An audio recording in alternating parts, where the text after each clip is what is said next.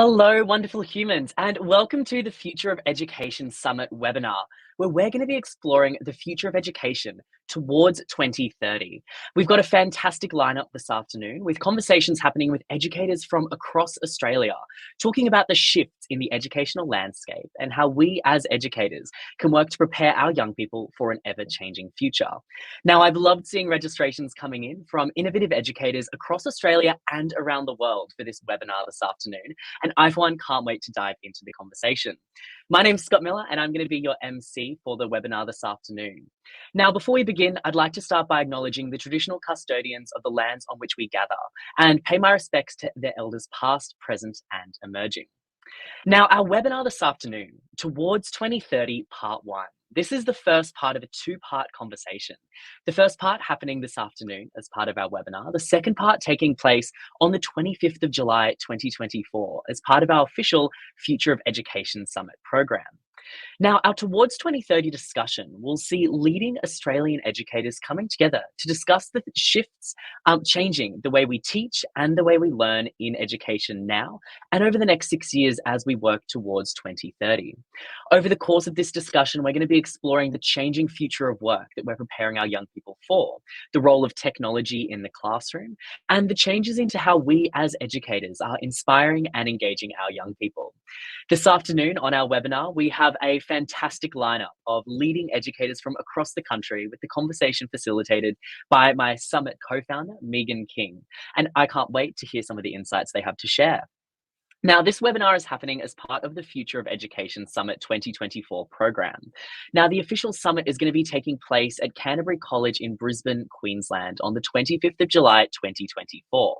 This summit has been designed for innovative educators, community leaders, and industry innovators, looking at how the way we teach and the way we learn is changing. Tickets are $199 per person and are on sale now at thefutureofeducationsummit.com. You can also scan the QR code on the screen to grab your tickets now. Our summit has been designed to explore a range of really exciting themes, and our program is live as we speak. We've got some outstanding speakers, masterclass presenters, and panelists, and we're going to be exploring a range of topics over the course of the summit, including how we can craft cross-curricular learning experiences for our young people, how we can design and build schools of the future, and how we can think big on a budget. We really do have something for a whole range of educators in this program, and I'm so looking forward to seeing our audience of over 200 innovative educators joining us on the 25th of July for the summit this year. Now, the Future of Education Summit would not be possible without the support of our fantastic partners, including CompNow, Sassian, Paperly, Datacom, Bop Industries, and Canterbury College. You can support us by supporting them. All of these organizations are involved in the summit because they're dedicated to helping support innovative educators deliver future-focused learning experiences in their classroom as they help prepare our young people for an ever-changing future. To find out more about our partners, you can head to www.thefutureofeducationsummit.com/partners. Now, without any further ado, let's dive into the conversation, looking at the future of education towards 2030. To moderate this discussion, I'd love to introduce Megan King, the Deputy Principal of Canterbury College and my co-founder of the Future of Education Summit, to the stage. Megan, how are you going this afternoon? Fantastic. Thank you so much, Scott, for that intro and for telling everybody about what's coming up soon with our summit. And I'm going to get straight into the panel because I know that our listeners are pretty keen to hear from each of our panelists. So to start off with, I'm going to ask each of them to introduce themselves to everybody. Let's start with you, David. Hey guys, how are you? You're going to tell us a little bit about yourself, David. Teething issues. Look, I'm coming to you from a small hotel room in Adelaide. I'm actually here for F1 in schools. We've brought a team of national finalists here, so bear with me and the ad hoc lighting setup. But look, I'm a passionate K-12 educator, especially in the STEM field. So I'm really excited that we can all meet together today to talk about the future of not only evolving industry, but where our kids are going and how they're going to shape that future. For me, it's about looking at them as agents of change of a world unknown, and we're lucky to come along for the ride. So I'm happy to have that conversation with everyone today, and I hope that everyone out there gets a similar feel for that. Thanks, David.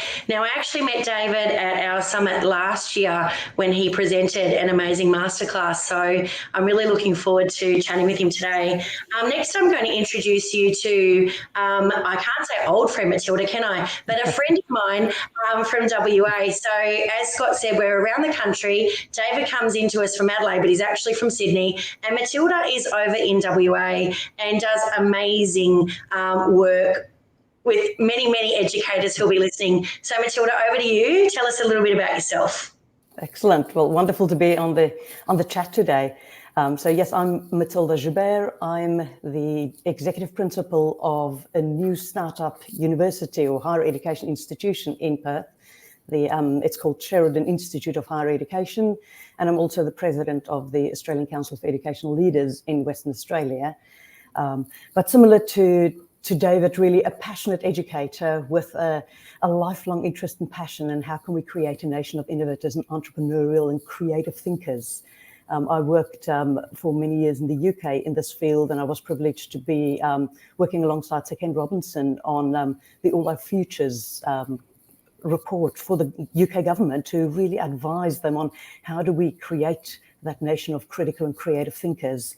And that has really been my life's passion in K-12 roles, educational leadership and teaching roles right across the span, now in higher education, still driving that passion.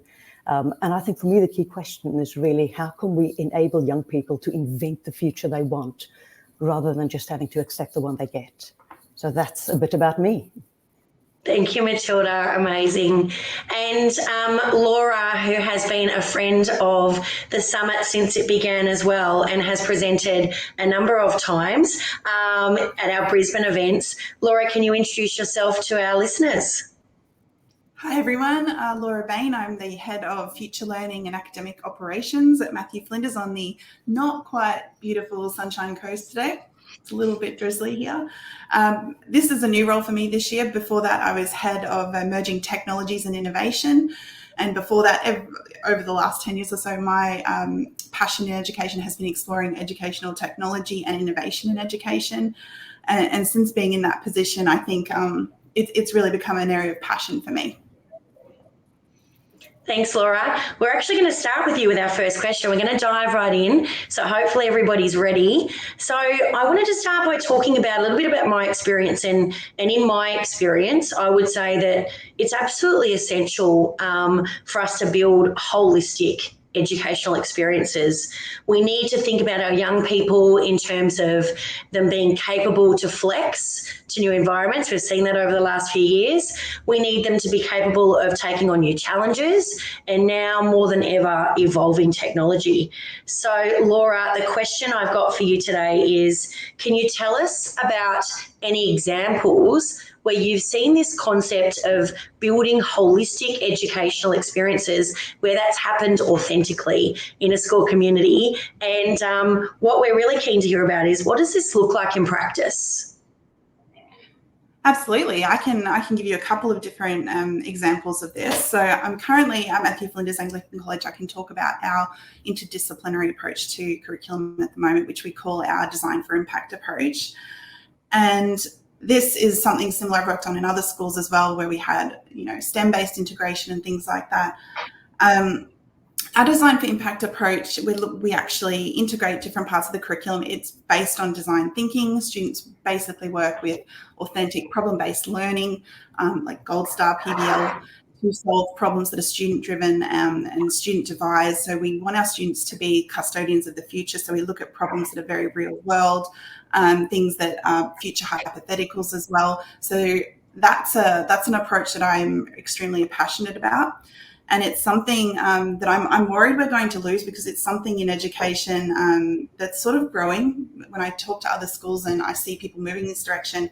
But unfortunately, we've kind of seen this snap back almost after COVID, where evidence-based research, explicit teaching, the science of learning are really big things in education at the moment. And we've made great progress in the way that people learn in cognition. But I'm seeing the pendulum swing the other way at the moment, where we're looking at a really narrow focus and such explicit teaching that we're losing that ability to have the creativity and innovation that something like what we're doing at the moment is doing.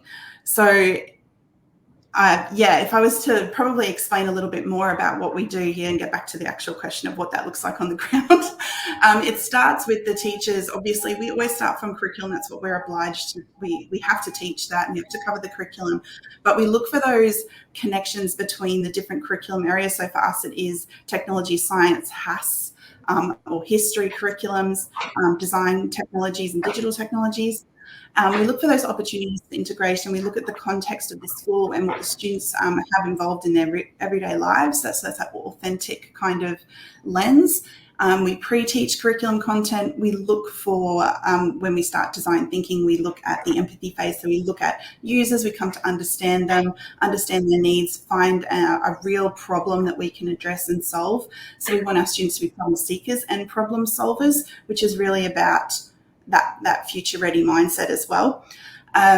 In doing that process, they're working through phases of creative thinking, critical thinking. And if you think back to just recently the World Economic Forum's, top skills for 2030, the top one up there is creative thinking, analytical thinking, technology literacy. They're all things that we try to embed in this approach. With the students eventually producing a design thinking solution, which they pitch, which they prototype and they test with an authentic audience. So that's a current model that we do, and I think there's a lot of value to it, and I think it's got a lot of grunt with the students and really great outcomes for them as well. Amazing. Thanks, Laura. And I think I agree with you in so many ways that when we ever swing that pendulum too far in any one direction, we lose some really quintessential knowledge and skills within the way that we teach and the way that our students learn. And I think if we're talking about holistic development, I just wrote down a couple of notes of some of the things that you said, and I really captured their empathy. So thinking about developing empathy in our young people, design thinking, real world, things that we've been talking about for a while. But I think that use of the term authentic is really important. So keen to hear more about that. Hopefully it'll come up. And of course you've segued beautifully, thank you, into my next question that I'm actually going to direct towards both Matilda and David. I'll probably start with Matilda. So Laura just talked about the World Economic Forum report, and I want to tell you that according to this, yes indeed, 50% of all employees are reported to require reskilling between 2020 and 2025 as an adoption of the technology increases that we're seeing. So no surprises there.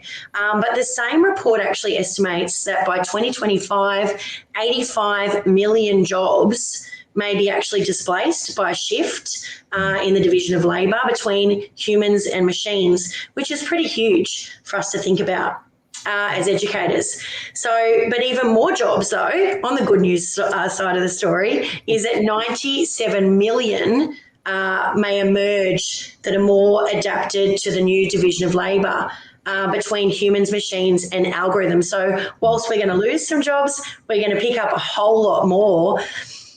So what's the question, guys? The question is, when you're working with students, each of you in your context, I'm keen to understand how you help them develop a skill set of upskilling and then reskilling, because I think this is where we're at. Matilda, I'm going to start with you. Excellent, Megan, thanks.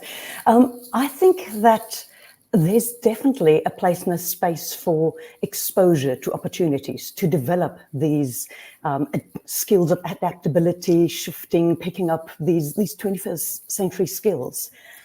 But I'm afraid that for me, that's not enough, because that's almost a sink or swim type of scenario where we just throw the kids in the deep end and we say, go for it, let's see if you can do it. And yes, some kids do thrive with the sink or swim scenario. But not everyone will. And I believe that we cannot waste any potential of any young person in our schools at the moment. We want every young person to become skilled and upskilled and reskilled in the skills that they will need for the future. And that requires some intentionality from our side. It can't just be that we hope that it will magically happen and we say to them, here's an opportunity to be creative, off you go. We need to be much more strategic in our planning around that. We've got to identify what are the skills and capabilities that our young people need? And then we've got to build conscious competence. We've got to give them strategies for success. I often make the analogy that imagine we were teaching children reading by just putting them down in a big library and say, you're in the perfect place to learn how to read. You're surrounded by books. It's a wonderful environment to stimulate reading. Off you go, figure it out. I mean, that's of course not how we teach reading, but sadly, that's often how we attempt to teach future-focused capabilities. We say, I want you to be creative today. You're in a perfect environment. I've created this beautiful task. Off you go, figure it out. And for some young people, that will be sufficient, but not for everyone. So we really need to teach them strategies for creative thinking, strategies for critical thinking. So processes like what Laura mentioned earlier, design thinking could be one way. There's lots of different techniques, but I think that is the rethinking that we as educators need to do. How do we build capabilities of compassion? What are the strategies for success? How do we build capabilities of collaboration? How do we build innovation skills and creative thinking skills? And we're not necessarily taught those capabilities in our teacher training. So that is the relearning for us as educators. How do we teach these capabilities intentionally to give our young people conscious competence? And then perhaps just one final thing to say, I don't believe that it is a choice between capabilities or content or knowledge, but you cannot learn how to think in a vacuum.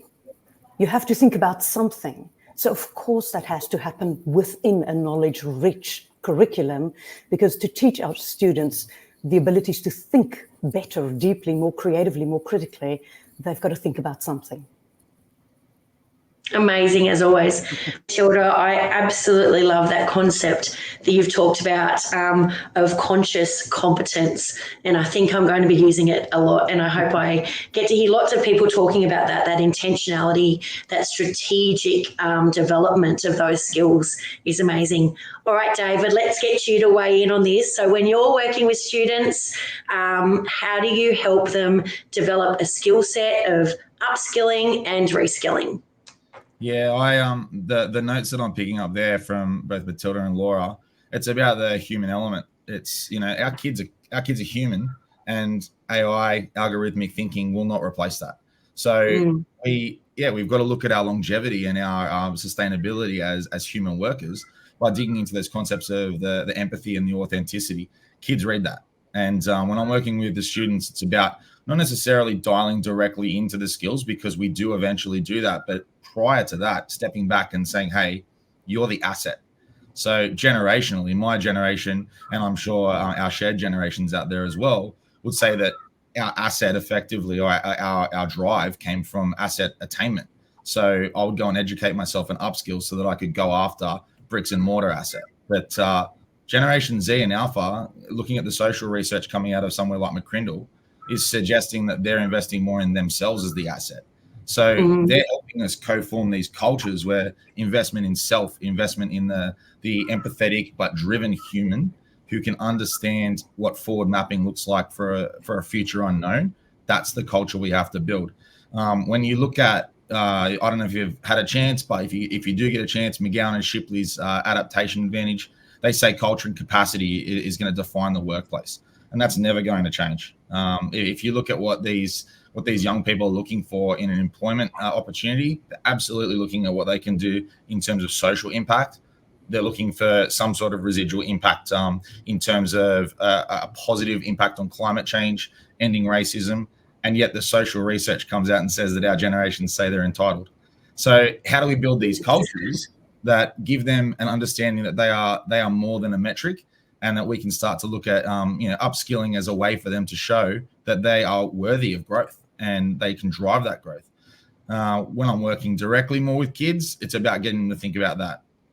But I also dial back in my role into working with the teachers. So the creation of that culture that opens them to upskilling, when the research is suggesting that burnout is their biggest concern. We're talking 86% of teachers have been known to be surveyed and have dialed in on burnout as their biggest concern. How do we then bring them in on it? Because if they're not modeling and leading that space, our students aren't going to value upskilling and reskilling. They've got to see us jump in the pit. So that's the angle that I go. It's about building that culture and that co-creation of a culture that says upskilling and reskilling and investment in self is as important as the skills that you then go and stack, and the multi micro credentials that you're working on to build you. That they're nowhere if you don't have the intrinsic drive and a culture that can help you perpetuate that. I love that. There's so much in that I've taken away. I didn't write many notes, and I'm going to have to go back and listen again, David. But I did certainly like two concepts in particular that you talked about, which was culture and capacity. And I think that is something that we need to talk more about. What is the culture at our schools, and what is the capacity? And I think that you hit the nail on the head of not just our young people, but of our staff. What's going on there, and how are we actually investing in building their capacity? It does concern me a lot when people say that they're burnt out and they're change. They've got to the end, but change is the only thing that is going to keep happening. So we've got to build that capacity. I loved one last thing I'm going to say before I move on, but I'd never heard it either. And so I want to highlight it, that the young person is the asset. I think that is incredibly powerful. So, David, I want to keep you with me because I want to dig a little bit deeper. And I want to talk about new work order. So the Foundations for Young Australians New Work Order report actually highlights the importance of enterprise skills, which we've talked a little bit about already today, and looking for young people succeeding in the workforce of the future. So jobs requesting problem-solving skills, digital literacy, and presentation skills are actually paying higher, which is pretty cool. But yet we still find, or one of the things that I'm concerned about is that we find the majority of schools and systems still practicing and prioritising traditional academic success as an indicator of workforce readiness. And Laura kind of touched on this earlier. So the actual question, David, I've got is, how can the current curriculum be adapted to better incorporate employability skills needed for the future workforce, such as adaptability, critical thinking, and digital literacy? So I'm going to throw to you. Yeah, I think we've got to acknowledge that the curriculum does support these, but it's about our delivery. And teachers, regardless of the media message, which we just need to drive directly through, like, we're highly skilled professionals. So our delivery mode and our interpretation of curriculum is kind of really where you need to create the wiggle room. And something that we've done, or I've done it with my colleagues at work, and I know it's definitely worked for our students because they sing the praises of it, is effectively looking at how we can create wiggle room in the stage 5 area. So for us in New South Wales, mapping to HSC subjects in stage 6, we've drawn back at our college at St. John the 23rd, looked at how we can use stage 5 curriculum remapping, drawing back to our minimums, really digging at where the hidden rules were about the things we were doing, and starting to challenge that. We now have multimedia, for example, mapped to micro-credential badging. So we create these skills-based micro-credentials that emulate what a good stage 6 learner looks like, an effective stage 6 problem solver, project manager. But then we've also forward mapped what that looks like in industry. So we know that industry then values the badge that we go and endorse our students on when they put it on LinkedIn, because we've made sure that we've engaged with industry to ensure that it's relevant. So for us, it's about creating the flex space, because our curriculum needs to give our students and teachers an opportunity to tinker. Where is the innovation space that hasn't had someone getting their hands dirty, tinkering, making an error, failing, and then recovering from that failure with a new prototype? And that's the process of learning that students need to be able to go through. They need to be empowered to do it. And that's where the curriculum can create more space. The transferable skills and capabilities are built into our syllabus. It's about how do you as teacher interpret, work with a team of students to start getting some, I guess, genuine agency and voice within their learning, and then just getting your hands dirty. I'm doing it right now with a team in Adelaide for F1 in schools. The current problem today is, will the car make weight? Because we came to Adelaide, it was humid in Sydney. That changed the weight now. So we could be under because of the heat wave. It's like 38 degrees in Adelaide right now. Our kids are sitting there working at how they're going to get the car back to over 50 grams without penalty. That's critical thinking. And they're activating the capacity and capability that they already inherently have. But a program like that gets them to collaborate, gets them to work as a unit to solve an ongoing real world problem. I love what both Laura and Matilda have spoken about so far, because it is about authenticity. And if you talk about authentic skilling of our students and challenging their thinking, and how the curriculum can do that, it's about looking at adaptability, critical thinking, digital skills so they can collaborate effectively in a global market. But they're just the current skills that we're talking about. What's next? So to build that culture, again, like I was saying, is so important, because these are just bite-sized chunks of what they'll need in the future, but they know they can do it when they've been put into situations by the curriculum that allow them to sort of flex and thrive and really tinker in that space. Love that. Love that. Delivery mode. I think that was the thing I grabbed onto really early there. I like that you've talked about the fact that as educators, we need to interpret that curriculum. Yeah. I think that you've been really clever. I'm sure that there'll be people madly writing notes about how they can think about what they're doing with their senior curriculum, regardless of which state or area they're in at the moment. The other thing I think that I'd love to, and I think we might do this as a separate thing with you, David, is to really tap into what you've talked about with mapping your micro-credentials. Yeah. It's certainly been something that we've talked about at the past 2 summits. Micro-credentials are a huge topic, and Scott and I were discussing it the other day and saying, who's doing it well? What's happening now? Where are people at? So I think probably people would be super keen to hear a little bit more about what you're doing, David. That sounds really exciting. Yeah, open book at Thank you for sharing that. Okay, I'm going to get everybody to jump in on this next one because I'm going to talk about kind of everybody's not favourite topic, and that is the concept of league tables and NAPLAN, etc. So, I mean, absolutely a challenge that's faced by every educator, and this is in the, we're just in NAPLAN land at the moment. We're in that time period of the year. Every educator is attempting to bring in innovative skills. They're thinking about future thinking. It's not something that people are not doing. They are doing it. But then I think they find themselves in this battle between these future skills, traditional academic programs, but also into that battle where we've got parents and teachers starting to think that they need to choose one over the other, which we've already talked about today. But so the question I'm going to pose to everyone, and Laura, I'm going to start with you today, is in a world where we still insist on publishing our league tables and NAPLAN results, how do you showcase the value of innovation practices in your school community? This is such a perfect question for me, because literally my position this year, it's like complete opposite sides of the spectrum. So on one side, I've got future learning, innovation, design thinking, all these great things that I'm wanting to do with the students. On the opposite side, my academic operational hat is NAPLAN, assessment, all of those things that almost are counteractive to what, so I have to be two-brained about these things. But in doing this, I'm starting to see a real need for balance in what we do. And this is what we were talking about before, the pendulum swinging one way or another. I'm seeing some really great evidence-based research, some real things in the classroom, some pedagogical approaches that just make sense.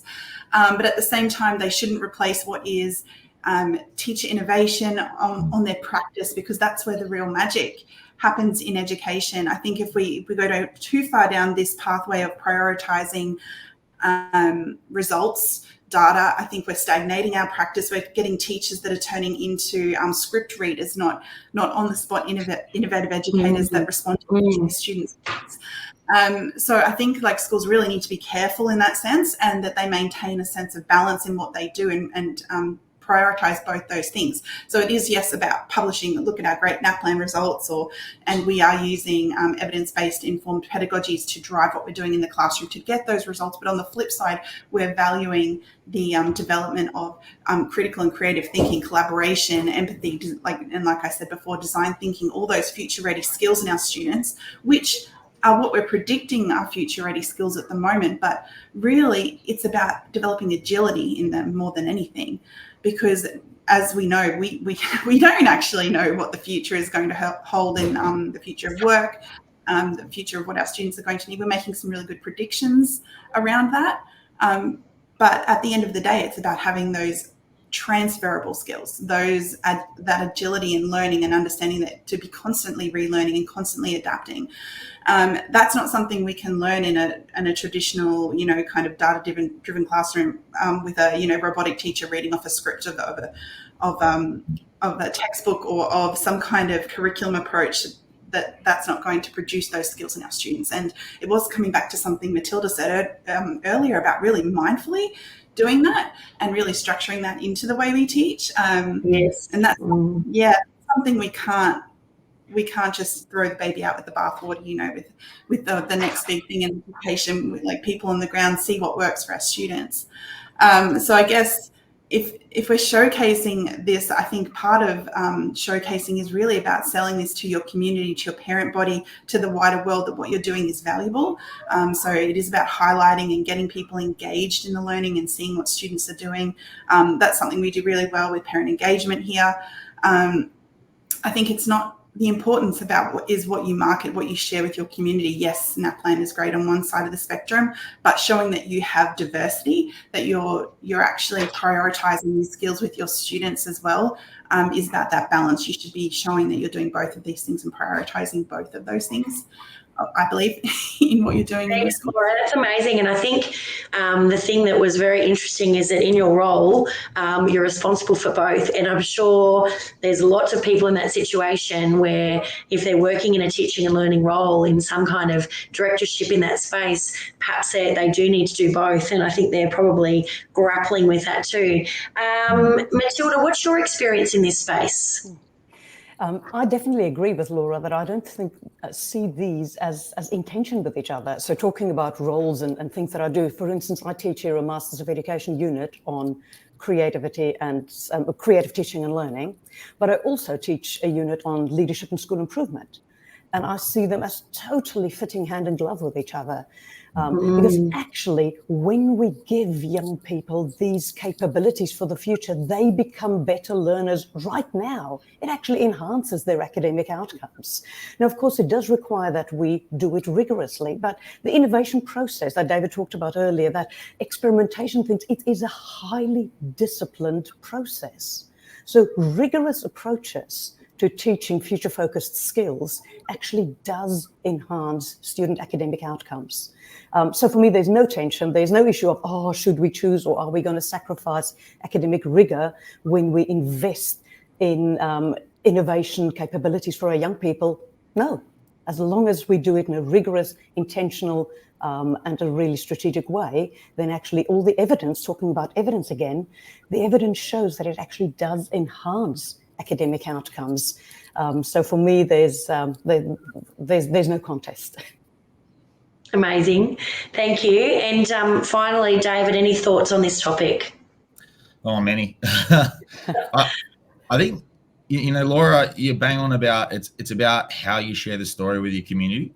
The branding that you dial in on almost of the learning product that you're putting out there. And it's about, like, for us, for example, it's about the student voice. It's not necessarily the school's voice. It's about supporting the student voice. And they advocate for you 9 times out of 10. And if they're not, then we need to look at the product, right? So, for example, like 68% of our year 9 to 12 kids, so there's 740 in that cohort, in that group, they'll do a vet qualification. So, and that's most of the time accelerated. Then they bank 2 units of the HSC. They have a proper qualification like hospitality, vet finance, potentially business services, fitness. They then take that into industry. So they then go on, that's their work. How do we share that with the community? Because you've got my 15-year-old, 16-year-old kid out on work placement for 70 hours in their year 10 studies. That's an anxiety space for parents. So when you really build the bridge there and create the entry point in the conversation, well, maybe they're talking to their kid about NAPLAN because their school experience was a big data set like math and English. But the stories that you can tell, someone working in the field on a work placement, someone going, you walk around our community, I don't think I can buy a coffee from a kid that hasn't done a hospitality course at our school. So these are the innovative practices that you have to talk about, because for us, banking those 2 units gives us a 9-day fortnight for our students in year 11 and 12. Now they can use that time to have extra study. They can work in the community, funnily enough, using that skill set that they just learnt in their qualification. So how we package those stories to our community comes from the student voice. We actually have a really successful student-led podcast. So we've got a great teacher, Justin Magsino. If you haven't looked him up on LinkedIn, I'll chuck some details out eventually. But Justin is incredible, and he showcased over 200 students on that podcast just in a calendar year. And they're the sorts of stories that come out. We've got a kid who wasn't allowed to get a part-time job by his parents because they were worried about the time away from study. He flipped the narrative and had a side hustle. He makes $15,000 buying and selling shoes online. You're telling me when you look at a NAPLAN data set that kid's not numerate? He's managing a business and sustainably growing it. So he's understanding his profit margins. He's literate because he can market himself and he can liaise with both buyer and seller. So at the end of the day, it's about contextualizing what the data set is for our parents, but also looking at these micro data sets that are the stories of your community. The touch point as a parent, is my kid's not a number, my kid's a story, but the numbers are complementary to that. So NAPLAN, league tables, they all have their place, but anything taken out of context and without the human element in it is standardizing our kids, and I don't think you can standardize a human. So contentious. I think everybody will agree. We could probably just snapshot that little response, David, and maybe share it. Perhaps that would be a better news story to put out there. But we'll do our best with that. We'll do our best with getting that messaging out there. I loved that concept that you just talked about right at the end about a micro data set. And I think that's something that would be interesting conversations to have in lots of places. I had an interesting conversation in the car this morning, actually, with one of the young people that cohabitates my home. And we're talking about NAPLAN and how do you approach it. And I was certainly talking about that, not knowing that was the phrase that I should have used. So thank you. All right, I'm going to move on to another question, ironically about Gen Z and Alpha. And Laura, I'm going to pitch this one to you if that's okay. So this one is talking about, though, we've got this Generation Z, we've got our Generation Alpha, who's nicknamed as digital natives, and then Generation Glass is our alphas. So there's no questioning that these young people in our classrooms today are heading into a digital world. We know that. We've been talking about it for a long time. But based on your experience in your role, I'm quite interested in how you think technology can be seamlessly integrated into education to enhance learning experiences and prepare these young people for tech-driven futures, but without compromising the fundamentals of all the things that we've been talking about. So one of the sayings that I live by is pedagogy first, technology second. And we have a little bit of a saying here, like pedagogy is the driver, technology is the accelerator, and your teacher passion is your fuel. So that's what keeps you going. And for me, like, technology integration has been my passion for well over 10 years now in education. And because it's something I see the power it has to innovate on teacher practice and engage our students and allow them to do things never before conceived in education in different ways and exciting ways. So for me, when it comes to technology integration and the way we work, there's two sides of it. It's definitely around what students are doing with technology in their design thinking projects here, and what they can use to leverage their thinking and skill them up in a way so they can prototype effectively and have the skills they need to be able to create these ideas or prototype these ideas that are sitting on the edge of their mind. But then there's also the flip side of that is, how do teachers effectively teach with technology? And again, there's this almost assumption that teachers can just do it, and this kind of step away from prioritizing teacher professional development with technology, which is really sad. Everyone's sort of come out of COVID thinking, teachers have got this now. They've done, online learning for, a couple of years. They're really good with technology. And yes, the COVID pandemic, and for some people, particularly down in Victoria, I know, really forced a boost of skills, and teachers are doing things, incredible things that were not even happening in schools a few years ago. But I don't think it's a ball we drop. I think it's something, because technology and digital innovation is constantly moving, and AI is a perfect example of this.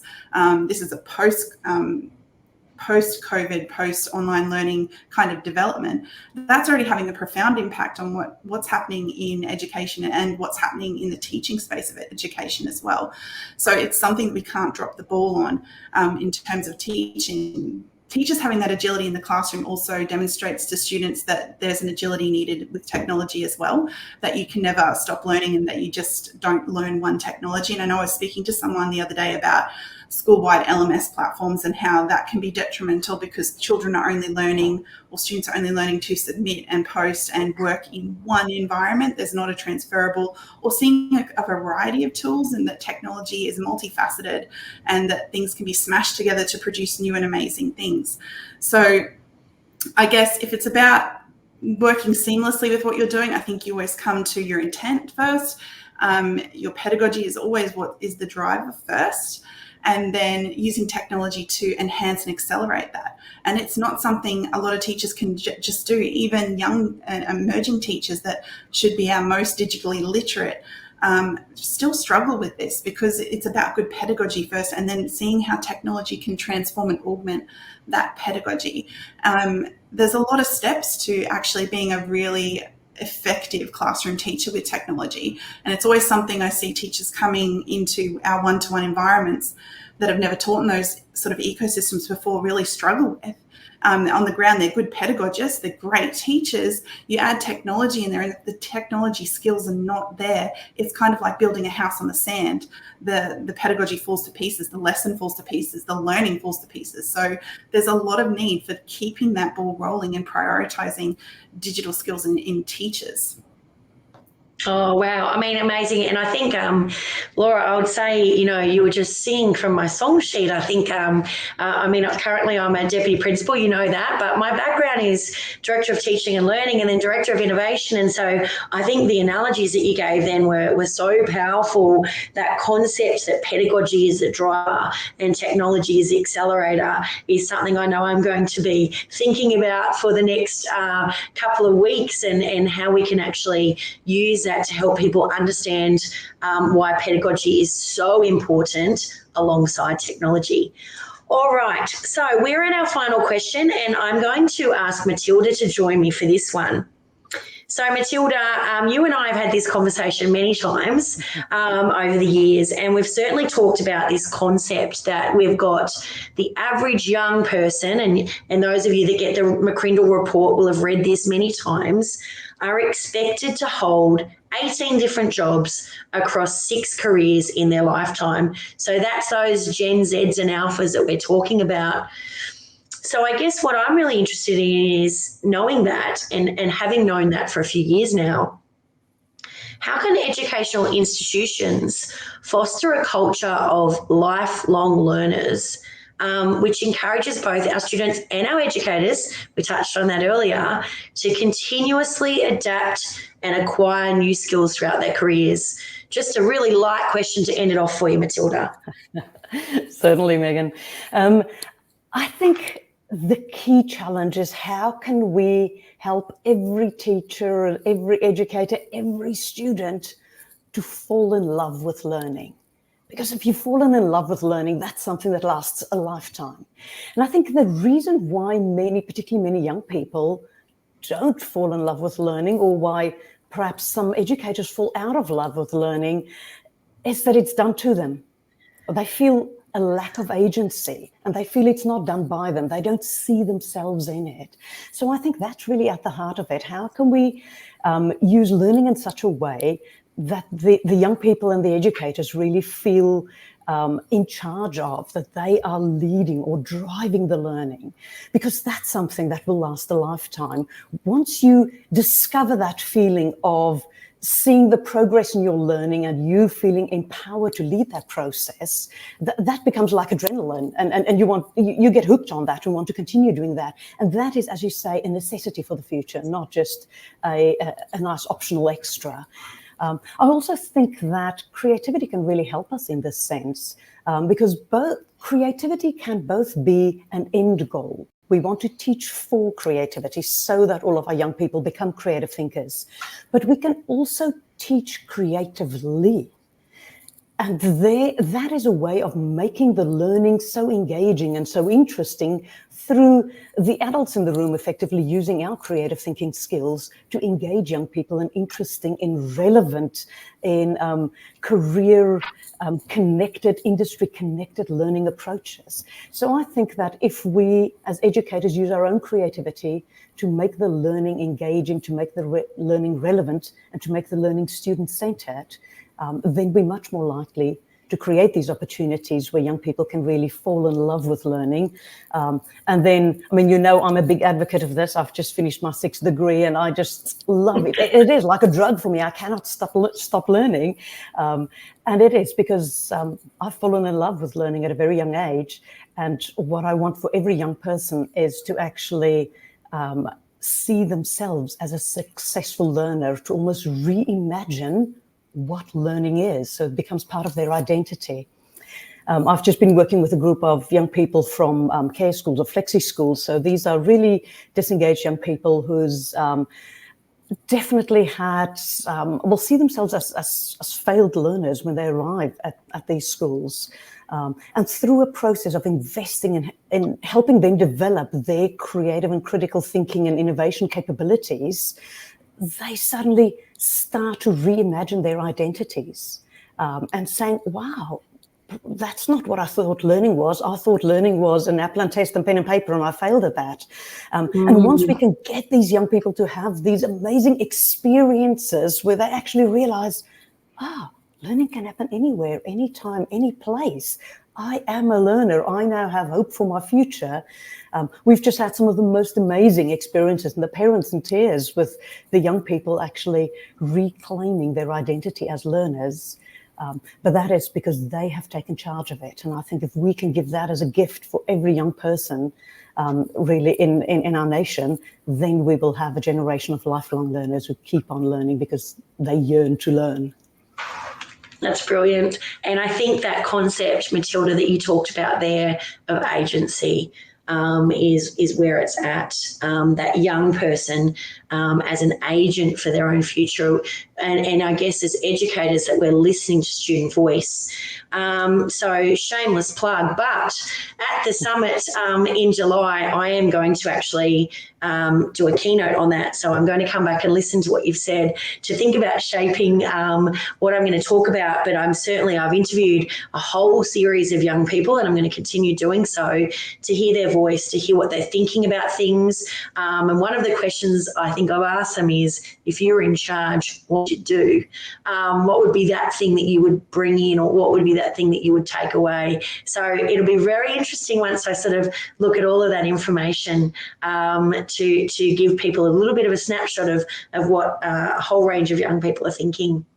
Well, that was a treat for me, and I know it will be a treat for everybody who's been tuning in and listening or watching. But I wanted to give everybody a chance if they've got any final thoughts. So Matilda, David, Laura, have you got that sort of one final thought, that one final statement that you want to share with everybody today? Matilda, I'll give you a break as we finish with you. I'm going to throw to you first, David. Yeah, some of the stuff that you can look at online, some of them, look at the McCrindle reports, coming out of that is all going to be about moving towards 2030. Your biggest, I guess, residual value is going to come from a change in organizational culture. So I think schools need to start to talk like that and genuinely believe that they are an organization. Because once you start thinking of a school environment as an organization, it becomes more complex and open and dynamic. So you start to then network with industry professionals. You start to then bring on partners. And that gives our students a greater and wider access while they're at school to a wider network. And you gave your own shameless plug. I'm going to plug the summit itself anyway. That's the strength of going to something like the Future of Education Summit. For me, what I took away was this. I get to have these upskilling conversations, if you will, where I'm constantly learning. And thank you, Matilda and Laura, for having me, have this conversation with you today, because for me, this is me considering myself as an element of an organization. I'm not locking myself in my school. I'm trying to reach out, branch out, and bring back as a value prop to my organization what I can. And it's the open-minded thinking, and these networks of thinkers. Don't try and take on the journey to 2030 alone. People are out there and they're willing to have the chat, and it's not about gatekeeping the knowledge. It's let's share what we can do, because the collective of our kids is actually what it's about. Thank you, David. That's fantastic. And I will just say before I throw to Laura that if we're talking about towards 2030, just to remind everyone, that's our current year sevens. That's when they're going to be out there. So we're actually there. We're not, it's not Jetson's time anymore. It's not long in the distant future. We're here. So yeah, amazing. Laura, what have you got to share? I think this, what I'm going to end with, it stems from what Matilda was just saying. And one of the reasons I got into education was because I love to learn. And this is what Matilda was saying. She loves to learn. And I think what's our why as teachers? We're about getting our students to love their learning. And if we're doing that, we're going to have the most innovative practice. We're going to have... We're going to be doing things that are going to be appealing to our generation alpha, because we're fostering that love of learning with them. We're doing the things that are going to engage them, that are going to be creative, critical thinking, going to be fostering those future skills in our learners. The fact that we love to learn, I think so many teachers get into this role and this profession because they love learning. Sets us up in a perfect way to help our students learn to love learning. I guess that's something we shouldn't forget. Always bring back that, what's your why? That was my why. And just thinking about that made me realize the reason that I'm an innovative educator, and because I am the way that I am with technology, and I'm always looking for the new things and trying new things out, is because I love learning. And because I want my students to experience that in my classroom. I want them to love their learning. And I do everything within my power to make that happen. I love that. And I think that, when you stop that, you need to get in touch with some people like you three and re-energize. I certainly say I only get to teach a small amount nowadays, but I always know every day it is the highlight of my day. I love teaching. I love watching my students learn it. And it's such a great energy. All right, finish us off, Matilda. What have you got? What sort of last thoughts have you got for us? I think I've got a last thought for our educators of be creatively brave. I think that referring back to something David said earlier, that actually all of this is possible within our current curriculum. I think quite often we may tie ourselves up in chains of our own making. We may think that the policy doesn't allow it, but actually sometimes we need to act in spite of the policy, not because of the policy. Perhaps the policy doesn't tell us that we have to be innovative, but it certainly doesn't prevent it. So my encouragement to every educator out there is be creatively brave. Partner with other people, as you've been saying, the power of conversation, the power of collaboration really just supports us when we step out of the comfort zone. But out of the comfort zone is where we grow. Out of the comfort zone is where innovation and creativity happens. And that does take courage and bravery. But as Laura says, that's why we stepped into the profession. We're not these shy wallflowers. We are the ones who stepped into a profession where we want to lead a generation of young people into the future. So perhaps just be reminded of that and be creatively brave. Thank you. You are all amazing, and I am so grateful. And I know Scotty's, he'll jump back on in a second to round us out, but you are three incredible people, and I feel really privileged to have had this chat with you today. I know we'll probably pop in your LinkedIn details into our webinar, if that's okay. I'm sure people will want to connect with you and hear more about what you've got to share. I'm really keen on hearing after everybody's heard this one today, what they're interested in us chatting about next. Scott and I feel like this might be an interesting direction for us. We love the summit. We're going to keep the summit and we're going to keep growing the summit, but we know that there's probably touch points that we can add in between when people can meet in person. We want to keep that in-person aspect though, because as I think you said, David, like that's just fuel, isn't it? When you go along and you you find a space where there's all these people that are keen to talk about what you're keen to talk about, and you can take that back to your own schools and environments. All right, thank you very much to each and every one of you. I'm going to throw back over to Scott.